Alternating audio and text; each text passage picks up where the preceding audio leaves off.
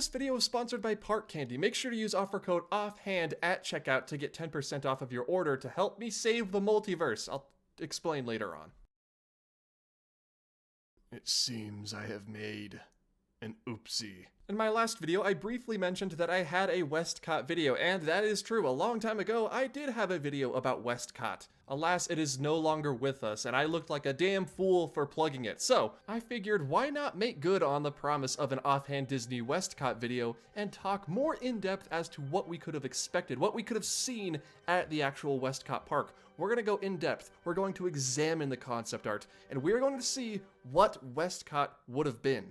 And now is the part of the video where I get way ahead of myself. What is WestCOT? Well, I'm glad you asked. During the Disney decade, which spanned from 1990 to the year 2000, Michael Eisner and Frank Wells had planned the massive expansion of the Disneyland park and its surrounding facilities and hotels into one giant-ish compared to what it was, Disneyland Resort, which is what we have today. And part of that expansion plan was a brand new shopping center, an update to the Disneyland Hotel, a brand new hotel, and of course, the centerpiece of the Disneyland Resort expansion, a second park right across the way from Disneyland. This was huge. This was a big deal. Orlando was over there chilling with 3 parks. Meanwhile, Anaheim had 1. Granted, Disneyland is great. It's the best Disney park in the world. But over at Walt Disney World, you could visit a Disneyland-style park. You could travel around the world and see into the future at Epcot, and you could see behind the scenes of the making of your favorite movies at MGM Studios. It was time for Disneyland to make that leap into the future with its very own park, but here's the question.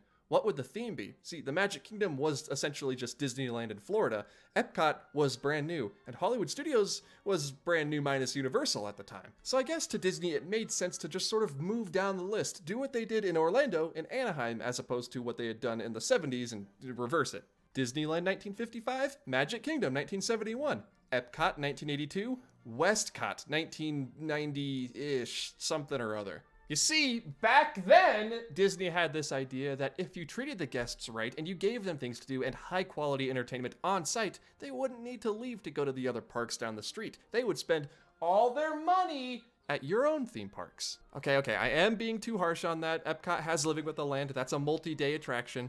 Yeah, you've heard of multi-day parks, a park that takes multiple days to completely experience. Now get ready for the multi-day attraction, Living with the Land, the only one. It takes multiple days of hundreds of ride-throughs to get everything out of it. Hey, there's a video idea. Anyway, WestCOT.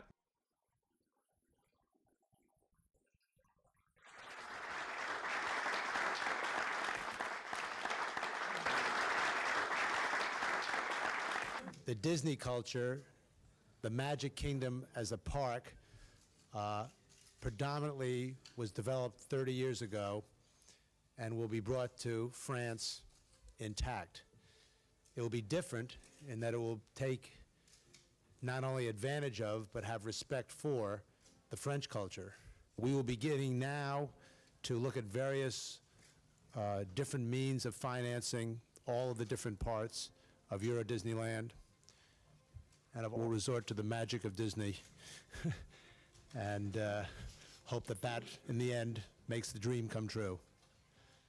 While all of these early plannings for a massive expansion of Disneyland were underway, Euro Disneyland over in Paris was under construction, and we're gonna come back to that one. Just keep Euro Disneyland's gigantic, evil, looming shadow in the back of your mind. So with all this planning and scheming of a second Disneyland park, Imagineering came up with this, the WestCOT master plan / map. That, if you looked really closely, was in the thumbnail for last week's video. Yeah, Michael's blocking it. So before we get into why WestCOT failed and why it was never built, we need to talk about what was going to be built, what their plans were. And this is going to be very exciting because I am going to upscale all of these old pictures and sort of piece through them bit by bit to see what the park was going to be as it evolved and then it eventually was shelved. And here we have the first incarnation of the Disneyland expansion and WestCOT. You can see Harbor Boulevard right there. That's where I usually stay when I'm visiting Disneyland. And here is the East Entrance, or as all the Disneyland locals call it, the Eastern Gateway. It was where we were going to get that really cool expansion bridge over the street, so that way it wouldn't sort of break the immersion, and a brand new parking garage. It was going to be really cool, and it was canceled. But hey, at least with what we have today, we have that guy who likes to sell a bunch of waters on that corner. So, I mean, if you need a water,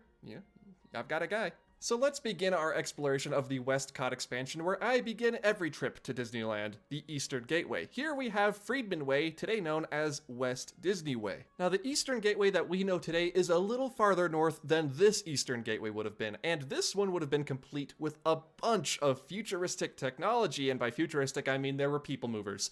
There were people movers that would take you from the entrance of Disneyland, today known as the Esplanade, about where the Kennel Club is, through 2 brand new parking structures, and then eventually down to a future expansion area. Okay, what this expansion area was going to be is unknown to everybody but Eisner himself. But it is certainly large enough, looking at this master plan, to house a potential 3rd theme park, although Disney might want to go somewhere else with that, do another shopping village or some more hotels, but ideally, I think all of us would hope in our minds at least, a 3rd park. Can you imagine a 3rd park at Disneyland? Not even in our biggest Disneyland forwardist dreams will a 3rd park be possible, but here it was gonna happen. Maybe, I don't know, it's a future expansion area.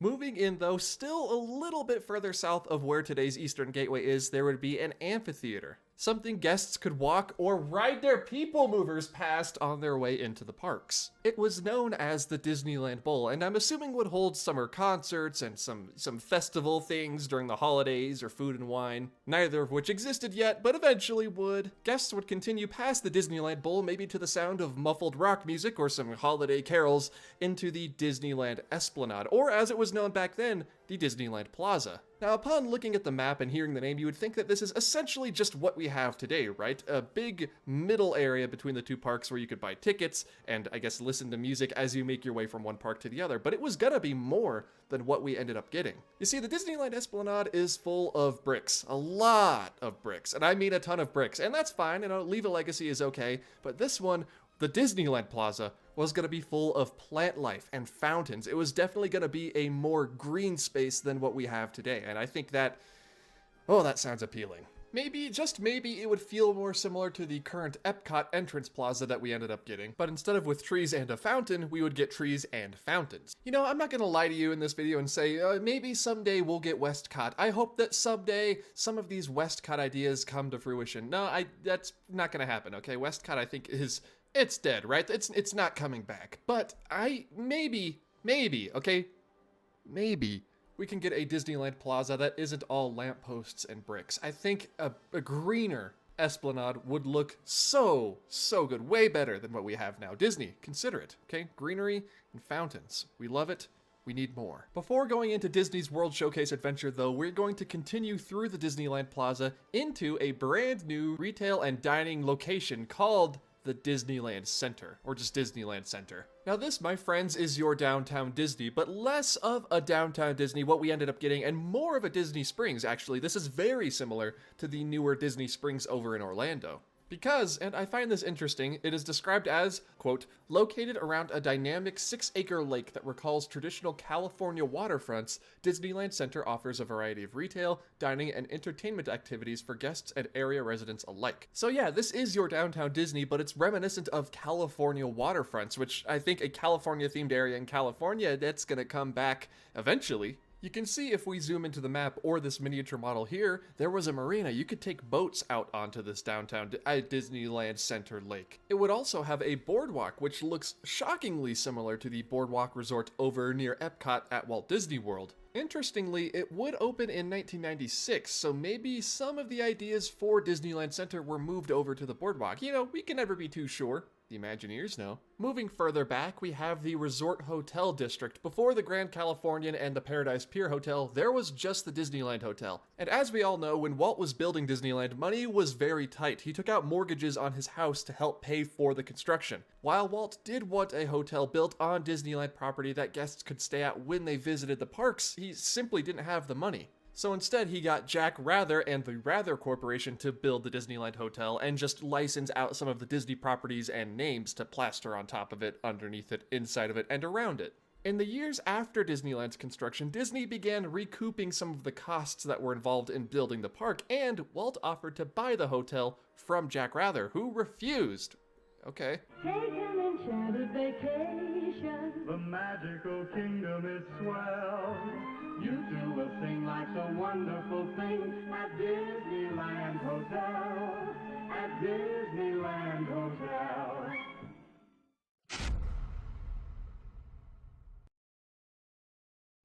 So wait, is this it? Is this the whole Council of Dallins room that I'm looking for? That'd be us. That's actually a really cool name. We should start calling ourselves that. Yeah, that's actually awesome. We were just calling ourselves the Dallin Club. That's way cooler. Yeah. Yeah, we're all here. I think so. I think most of us are here, right? Except for that sweater guy. No one likes him.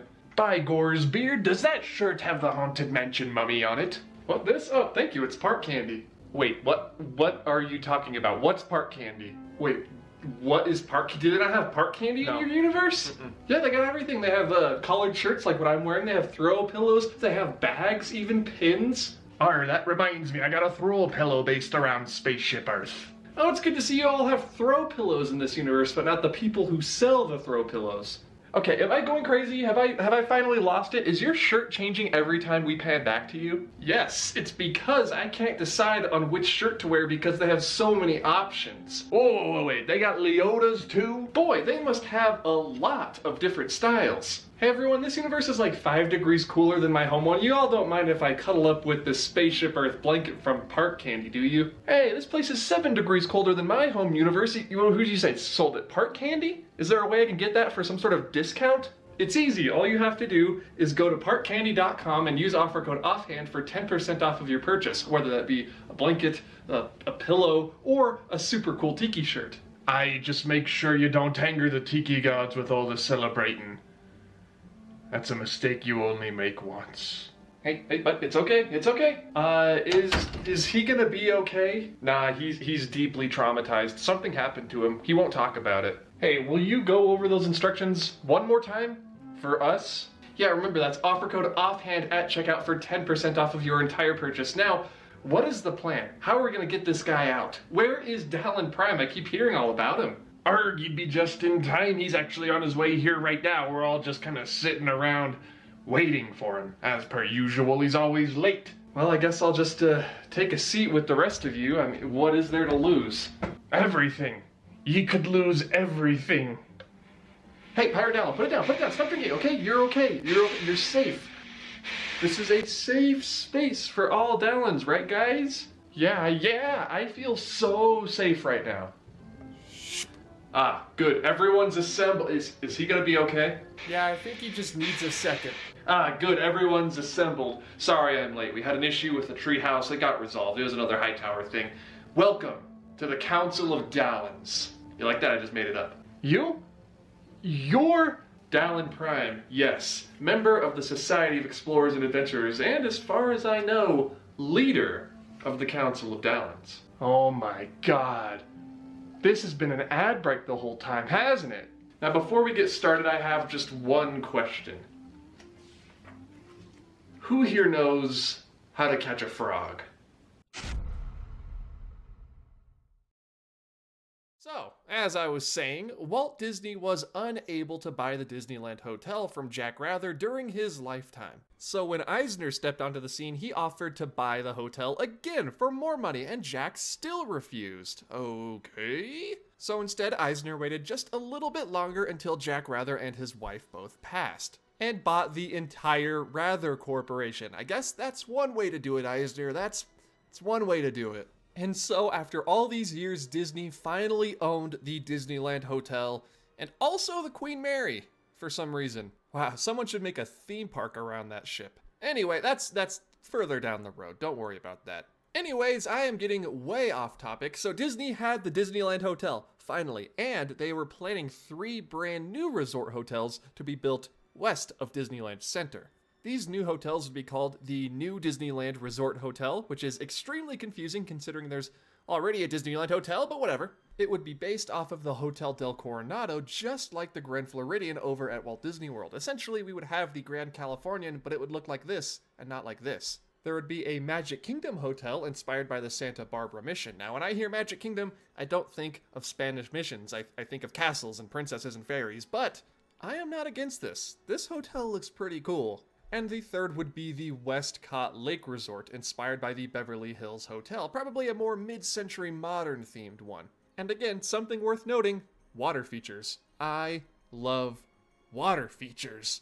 Okay, so we have the people movers, we have the shopping, we have the dining, we have the hotels. But where are we gonna hold all of the conventions and all of the business meetings? That's right, at the Anaheim Convention Center, newly renovated and run by Disney now. And yeah, it's there, it's on the map. There's the arena, that's where Walt's plane was parked.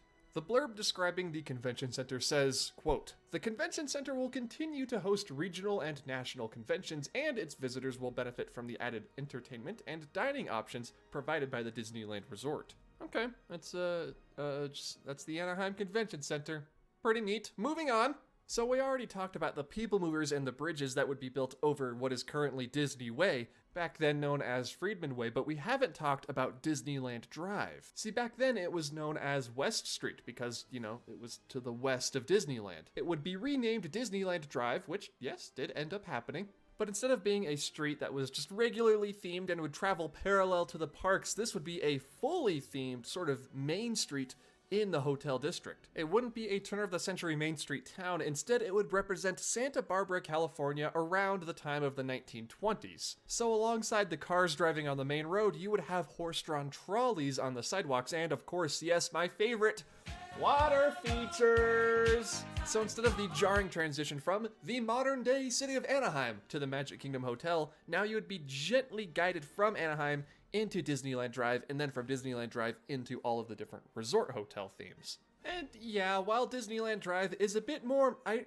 would say, magical than its twin sister over on the other side, Harbor Boulevard, it still isn't really themed like the proposed Disneyland Drive. And would you look at that, we are 13 minutes into this video about WestCOT, and we finally covered everything except for WestCOT. Pat yourselves on the back, because now we are going to examine, go super in-depth, far more than is necessary, and piece together what the actual WestCOT theme park was going to be. So let's move in and look at the map. Right off the bat, we have to establish that there were going to be two larger themed lands in WestCOT. Ventureport, which was essentially WestCOT's future world, and in the back where Cars Land sort of is now, we have the Four Corners of the World. They would have to shorten that name. That's a little too long. World Showcase, that's fine. Probably just like the Four Corners. That's good. But unlike Epcot over in Orlando, instead of having individual pavilions for countries, it would have 4 separate sort of larger pavilions for regions of the world. So instead of Japan, Morocco, the American Adventure, and Norway, you would have Europe, Asia, Africa, and the Americas. And while if I'm saying this, it sounds like a downgrade, I don't necessarily think it would, because the Americas section of the park, specifically the World Showcase at Epcot, doesn't have any South American representation, and I think the Americas Pavilion would be a really good opportunity to introduce countries like Venezuela, Brazil, Peru, Chile, Argentina. I know obviously that's asking a lot, and there wouldn't be enough room for all of those, but 1 or 2 of those, I think, it would add a lot. Epcot certainly needs some South American countries, I will say that. Meanwhile, over at Ventureport, in the front half of the park, there would be 4 different themed neighborhoods, as we would call them today, mini-lands: Wonders of Living, Wonders of Earth, and Wonders of Space. The central icon of Ventureport, and by extension all of WestCOT, would be Space Station Earth, a 300-foot-tall golden geodesic sphere encased with a delicate latticework of metal. Space Station Earth was located in the center of an island in the middle of the park. And compare that to Epcot's 180-foot-tall Spaceship Earth, it's a lot bigger, and you could see why they'd have to size that down as plans continued. Looking at the concept art, I am not exactly sure how guests would enter this attraction. It said guests would ascend into the sphere, and the only way I can see you ascending is through this platform right here. It wouldn't defy gravity or anything though. I'm assuming it's just a simple elevator system that goes up and down. And once inside, you would board an Omnimover and take a ride on Space Station Earth, an updated version of Epcot's Spaceship Earth. But looking at the concept art, guests would have to take an escalator down into the sort of area underneath Space Station, so I don't know. Once again, this is all concept art. This is sort of blue sky stuff, but I am assuming it was going to be sort of an elevator entrance into the attraction. The area around the entrance to Space Station Earth looks like it would have had a lot of stuff to look at and see. There were some benches to rest on, some water features, and maybe even some little tiny greenhouses here in the bottom left. Again, this attraction sat on a tropical island, showing how nature and the future were one and not opposed to each other. A pretty cool idea for an attraction and a themed area around that attraction that never ended up happening. Moving on from Ventureport, you can now enter one of 3 different futuristic themed pavilions: Wonders of Living, Wonders of Earth, and Wonders of Space. Now here's where things start getting a little bit samey with Epcot. All of these pavilions would have clones of Epcot attractions. Wonders of Space would have its own Horizons, Wonders of Living would house Body Wars and Cranium Command, and Wonders of Earth would house the best attraction, Living with the Land, baby! Disneyland would have Living with the Land! It'd be Living with the Disneyland!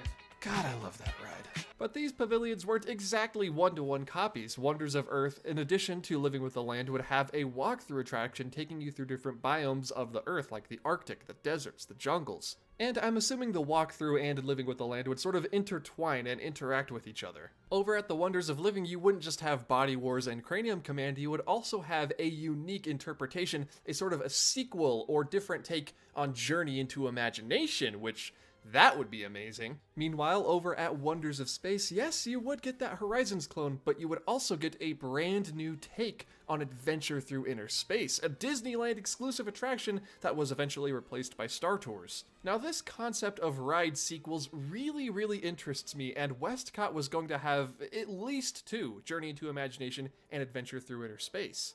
I've talked before about how I would remake Adventure Through Inner Space with today's technology, but it would be interesting to see how they would do it with the 1990s technology. Would it be just sort of a rebuild with modern technology, or would it be a sort of spiritual successor like Horizons was to the original Carousel of Progress? I don't know, but it would be really interesting to find out. Part of me wonders if there's some schematics or some concept art for these unbuilt ride sequels floating around the Walt Disney Archive somewhere.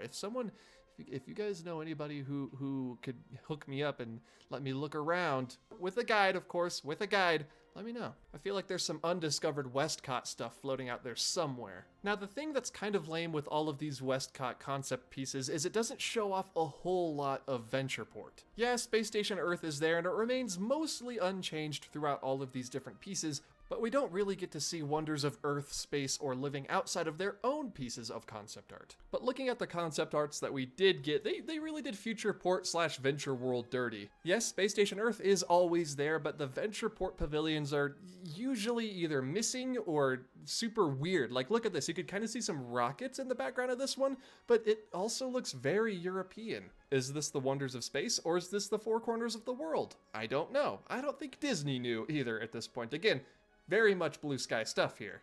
But because we don't see much of Ventureport in the concept pieces, the focal point, the focus of the concept art is, of course, the Four Corners. Looking in, we don't really see any attractions on the outside. We mostly see these different icons, miniature versions of country icons. We have Dutch windmills, a German village, a Venetian tower, and the Eiffel Tower for the European section, a replica of St. Basil's Cathedral and some pagodas for the Asia section, and a small village and the Great Pyramids for the Africa section. And right down here in the corner, cut off, you can barely make out a Spanish mission for the Americas section, which I'm assuming would be the furthest to the left. Okay, now we know what countries would be featured in the Four Corners, but now we get to the important stuff. What attractions would there be? The American Pavilion would have Canadian, Mexican, Incan, Aztec, and of course, United Statesian representation. A clone of Epcot's American Adventure would be the centerpiece here. A Native American Spirit Lodge for Canada, a Fiesta for Mexico, and of course a Mexican restaurant, because where else are you going to get your margaritas?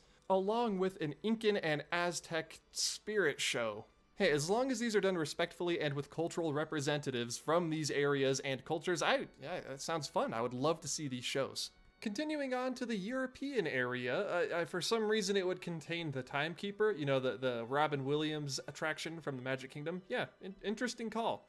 I guess it's kind of Jules Verne, and he was French, so perfect. A show that was previously developed for the canceled Russia or Soviet Union Pavilion at Epcot would make its way to and get a second chance at WestCOT, most likely housed inside of the small St. Basil's Cathedral replica. Now here's one thing that's really cool. There would be a play area for young children themed around Tivoli Gardens in Denmark. Now, if you are unaware, Tivoli was essentially the first Disneyland. Its founder, George Carstensen, wanted Tivoli to be a place where parents and children could go together and have fun in a clean and family-friendly environment. Yeah, clean when it came to content, but also like the cleanliness of the park. It was spotless. He was also quoted in 1844 as saying, "Tivoli will never, so to speak, be finished." A sentiment that Walt Disney carried over to Disneyland when it opened in 1955, saying that Disneyland will never be completed. It will continue to grow as long as there is imagination left in the world. And so I think a Tivoli Gardens themed play area at Disneyland would sort of be a nice callback, a nice homage to the original Disneyland. Like the trees that light up with magical sparkling pixie dust at night on Main Street, USA. That's all Tivoli, baby. That's where Walt got that from. The Europe Pavilion would also be home to its own simulator attraction similar to Body Wars, this time taking place on a train traveling very fast throughout Europe. This one seems interesting to me. We have Star Tours, right? We have Millennium Falcon, both space-themed simulators. Body Wars, a human body-themed simulator. What would a train chase simulator be based around of? What would it feel like? Would you be sitting in passenger seats and like zooming really quickly through Europe? I don't know.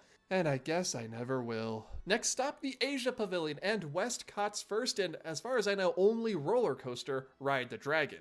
The roller coaster cars would be decorated to look like a Chinese lion dragon that you see in the Lunar New Year parades. That guy, this guy, that guy. And the coaster would take you alongside the Great Wall of China before reportedly going into Dragon's Teeth Mountain. Now, I don't think a physical mountain was going to be built. It would overshadow Space Station Earth. I think the mountain itself was going to be inside of a show building because I can't see any mountains, again, in any of the concept art. Not even in later iterations. Of course, you would have shopping and dining locations, and architectural details from Japan, China, and India would also be included. Maybe we'd even get Meet the World, a Carousel of Progress-esque show planned for the Japan Pavilion at Epcot before being canceled and moved over to Tokyo Disneyland. That one's not rumored or confirmed though, I just made that up. I would love to see it. And now we arrive at the final pavilion in the four corners of the world, Africa and the Middle East. It's just kind of thrown in there alongside Africa. You would get pieces of Egypt, Morocco, Kenya, but also some light touches of countries like Saudi Arabia and Turkey here and there.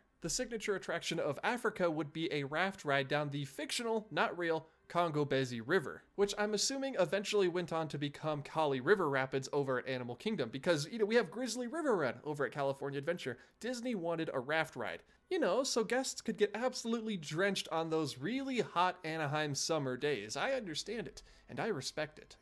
I personally refuse to go on these rides though. Splash Mountain is enough for me, thank you very much. Guests would also be able to listen to African drummers, wander through a farming culture exhibit, or wander through an ancient Egyptian palace. Now, I don't know about you, but a walk-through attraction through an ancient Egyptian palace sounds very appealing to me. Like, has anybody else ever wished or dreamed that they could do a behind-the-scenes tour of Spaceship Earth and walk around those sets, especially the ancient Egypt scene? That would be awesome. And it almost happened before Euro Disney stole it all away. I don't remember anybody saying that America was being invaded by French culture. Half our words in English seem to be French. Every restaurant I ever went to in New York was French. I don't think France has overtaken culturally the U.S. any more than we're going to overtake France. I think it's much ado about nothing. Euro Disney expects all roads to lead to the mousetrap. It's banking on 11 million visitors in its first year. Economists are skeptical. Disney is not. If we don't make some money, you'll be interviewing somebody else here on the next occasion, whatever that may be. So I'm hopeful. If enough people come, we'll make money. Bonjour, mesdames et messieurs. It is wonderful to be here on this beautiful day in Paris, in this beautiful theme park, Disneyland Paris. So, I sped up the timeline of events, but that's essentially what happened. There would also be a brand new original e-ticket for WestCOT called the Rivers of Time, which would connect Ventureport/Future World to the Four Corners. It would be a boat ride, and to complete the full circuit, it would take about 45 minutes. So again, remember that video I made, we need more people movers? This would have been a people mover. Not a people mover, but a people mover. You could hop on or off at any one of 5 points. with each segment of the ride taking about 9 minutes each. And during this attraction, you would ride underneath pavilions or attractions or lands, and you would get a Spaceship Earth-style dark ride scene for each of the locations. The scenes would, quote, tell the story of the cultures of each pavilion and the evolution of world civilization. So imagine the Disneyland Railroad, but you're almost constantly inside, and you get dark ride scenes at every stop instead of just Primeval World in the Grand Canyon at the end. Hey Disney, do this. Please. Imagine it's the middle of a hot day and you're tired, you know, you just got done with Ride the Dragon, you're ready to relax. You hop on the River of Time at the Asia station and you just float, enjoying the show scenes, enjoying the AC, and enjoying the smell of the Disney brominated water, most importantly. Now, all of this sounds amazing, and if you wish we could have gotten it, me too. Oh, boy, me too. But remember when I said Euro Disneyland was under construction and Disney was planning for it to be a huge success and they wanted to reinvest some of that Euro Disneyland euro into the American parks? Well, that didn't exactly happen. In fact, Euro Disneyland had one of the most disastrous openings of any Disney park besides maybe Disneyland itself, and was a tremendous failure that affected all aspects of the Walt Disney Company for years to come, you know, until they built Space Mountain de la Terre à la Lune. Then things started to pick up. And with the continued price of operations and planned expansions, Euro Disneyland was essentially a money pit. And Disney had to sort of reevaluate their plan for the Disney decade and for WestCOT. All of this compounded with the problems Disney was having with the city of Anaheim and its residents around the resort. The WestCOT master plan was released to the public on May 8th, 1991. And it included more or less everything we've talked about in the past 25 minutes of this video. The Anaheim officials were excited because they knew how much more tourism and jobs and money this would bring in for the city. But the residents around Disneyland had one extremely understandable and very valid complaint. When Disney released this master plan and the map of WestCOT and the Disney Plaza and the new entrance and all of these expansions that were going to happen, they saw their property incorporated as part of the Disneyland Resort, replaced by a parking garage or a hotel. Disney never even consulted these residents or small business owners about their properties being sold potentially to the company. As far as they knew, Disney had just assumed all of this was going to happen. And, you know, I get it. I love the Disney parks as much as the next person, probably more, but these people's livelihoods and homes were at stake. Disney had guessed that the city of Anaheim would need to spend around $880 million to buy up land for this new expansion. And then essentially the city said, what? $880 million? You should have led with that. No. Coupled alongside the fact that, you know, when you're at Walt Disney World and you can see Spaceship Earth from miles around and it's really big, and I like it, but some people might not. I mean, it's Walt Disney World, so it's very separated from the city. Yeah, Spaceship Earth is 180 feet tall, remember? Space Station Earth was going to be 300. Now imagine that right in the middle of your neighborhood. I can see why people would think it would be an eyesore, but man, if it doesn't look awesome. So back to the drawing board, Disney went with WestCOT's icon. Instead of a giant 300-foot tall Space Station Earth, maybe a smaller Space Station Earth. Not even as big as Epcot's. No? Not still an eyesore? Okay, how about a spire in the back of the park? Now, I'm not sure which team you're on, if you're on Team Space Station Earth or Team Spire, but I think they both look really cool. I think I actually might prefer the Spire because it's not just an Epcot icon brought over to California. It's its own unique, original look. Like if you lined up all of the Disney parks icons, it's like, okay, there's a couple of castles, but then you have the geodesic sphere and another geodesic sphere and then a tree and the Hollywood Tower Hotel / Sorcerer Hat / Chinese Theater. Having a spire in there, I don't know, it's fresh, it's new, it's neat. And so with the land acquisition and the construction of parking garages costing just way too much, public pressure, and the failure of Euro Disneyland, WestCOT got smaller and smaller and smaller before Disney just completely panned and threw away the idea altogether. By 1995, WestCOT was dead in the water, and Eisner needed something else. He needed another idea for a second park. Briefly tossed around was the idea for Disney Sea, an ocean-themed theme park over at the Queen Mary that Eisner had acquired from the Rather Group when they bought the Disneyland Hotel. Eventually, Disney Sea became Port Disney, and that was also canceled, and Michael Eisner said, you know, enough is enough. We need to decide on what Disneyland's second park right across the way is going to be. We're expanding too fast, we're losing a bunch of money from Euro Disneyland. What do people do when they're not at Disneyland in California? And the answer from most of the other suits was, go see other things in California? And then Michael Eisner thought for a second, and he said, Well, what if we just build those things at Disneyland? Then people wouldn't have to travel all across the state to see them. And so what was originally a giant expansion for the resort, a brand new theme park, new rides, a bunch of new hotels, became one new hotel, the acquisition of another hotel, but most importantly, the demolition of the Disneyland parking lot and the construction of Disney California Adventure 1.0. What was eventually called a budget park alongside parks like Hong Kong Disneyland and Walt Disney Studios over in Paris. Instead of Ventureport, we got Sunshine Plaza. Instead of Horizons, we got Bugs Land. And instead of Space Station Earth, we got a kinetic sculpture of the sun and some waves. Now don't get it confused, this is not a DCA hate video. I really like modern day DCA. I do think 2001 California Adventure sucked big time.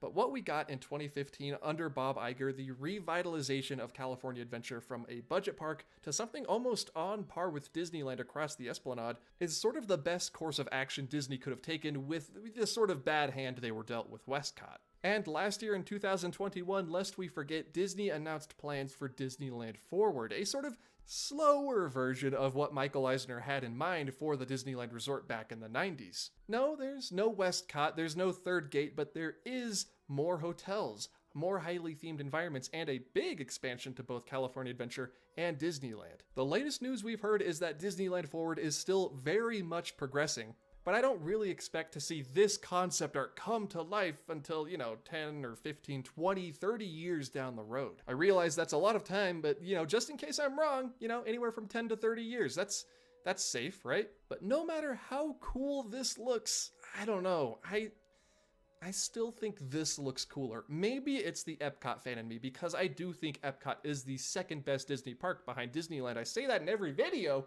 Even considering it was a sort of spiritual successor or clone of Epcot in Orlando, it very much looked like it stood on its own. A new take that was, yes, a condensed version, but also an expanded version, with more rides, more things to do. But as I alluded to earlier in the video, some attraction ideas for WestCOT did end up being built, like Kali River Rapids in Animal Kingdom. It sort of piggybacked off of the Congo Bezi River attraction from the Africa Pavilion. The Native American Spirit Lodge, for some weird reason or another that was planned for the Americas Pavilion, materialized in the Redwood Creek Challenge Trail as the Brother Bear spirit animal sort of cave that you can go into. If you know where to look, WestCOT, in a weird way, sort of lives on. I mean, especially at Epcot.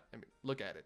It's the same thing. But now I turn the question over to you. Do you think WestCOT would have been a success? Would you prefer that to what we ended up getting with DCA 1.0? Or even, do you consider it better than DCA 2.0? Researching more into this project, I think I would have been more excited for the expansion outside of WestCOT to the rest of the resort, more so than I would be excited for a spiritual successor to Epcot. I mean, come on, you would have people movers taking you around the resort. That sounds amazing. I talk about the Disneyland Railroad and the monorail and the submarines and the people mover and the Autopia sort of traveling parallel and intersecting with each other, how cool that would look in Tomorrowland. Imagine it all across the resort. Not just in Tomorrowland, but in downtown Disney and the Esplanade. I think it would be amazing. But California Adventure is good, and WestCOT is dead. It's in the past. There's no use dwelling on what could have been. Now, instead, we get to look forward to the future of California Adventure, like San Francisco and the multiverse e-ticket over at Avengers Campus. And lest we forget the expansion and sort of retheme almost of downtown Disney, I think there's a lot to be excited for. But man, what I wouldn't have given to board that boat and just sail around in the middle of the day, take a load off, sip a mint julep, and enjoy the river of time. I would give, what's the average ticket price for Disneyland? 1 day, 10 and older, 1 park per day. I would give at least $180 to do that. Hello everybody, thank you for watching the IOU video of WestCOT. If you didn't know, last week I made a video on the Disney Decade, and I said you could click on the card and you can watch my WestCOT video, because I glanced over it in that video because I had made a WestCOT video in the past, but it was taken down for one reason or another, so I decided why not go bigger, why not go better, and go in depth on what we could have gotten and what we could have seen at WestCOT and the entirety of Disneyland Resort, the Disneyland Resort. So this is that. Thank you to my Patreon supporters over at patreon.com/offhanddisney. They got early access to this video. They saw it before the general public, and if you want to join their ranks, even just $1 a month will get you access to that. If you liked this video, be sure to hit the like button, of course, what else? And then also hit the subscribe button if you're new around here and want more videos about canceled Disney parks, attractions, movies, rides. I already said attractions, but they can be different, okay? They can be, attractions can be shows and rides. Rides are only rides. And also be sure to follow me on my social medias. I am at Offhand Disney on Twitter, Instagram, and TikTok. I will have those linked down in the description down below. Also, be sure to watch Foolish Mortals, the podcast I co-host with my good friend Disney Dan. We talk about the Haunted Mansion, we talk about the state of the Disney parks, news, new Disney experiences, everything you could possibly hope to hear, delivered by yours truly and Disney Dan. And yours truly, but mostly Dan. Dan's doing most of the talking. He knows his way around the podcast world more than I do. And again, another massive thank you to Park Candy for sponsoring this video. If you want to see more of their products, there will be a link in the description down below. Remember, code OFFHAND for 10% off. Okay. Man, I had a lot of fun making this video. Could you tell? Man, I love Epcot, I love WestCOT, I love canceled things, and all of them coagulated together to form this video. Thank you all so much for watching, and I really, really hope I see you in the next one. I look forward to seeing you in the next video. Goodbye.